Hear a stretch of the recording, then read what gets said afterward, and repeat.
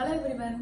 ఇప్పుడు ఈ పేషెంట్ యొక్క డౌట్ ఏంటంటే, నేను ప్రతిసారి నెమ్ముతో అడ్మిట్ అవుతున్నాను మేడం, ఈ నెమ్ము నాకు తగ్గించే టీకాలు లాంటివి ఏమైనా ఉంటాయా అని అడిగారు. సో అసలు నెమ్ముకు టీకాలు ఉంటాయా ఇది మనం తెలుసుకుందాం. అయితే ఇప్పుడు ఈ నెమ్ముకి టీకాలు అనేవి చాలా కామన్ గా అడిగే ప్రశ్న అన్నమాట. ఈ నెమ్ముకి 2 రకాల టీకాలు ఉంటాయి. ఒకటి న్యూమోకోకల్ వ్యాక్సిన్, ఇంకోటి ఇన్ఫ్లుయెన్జా వ్యాక్సిన్.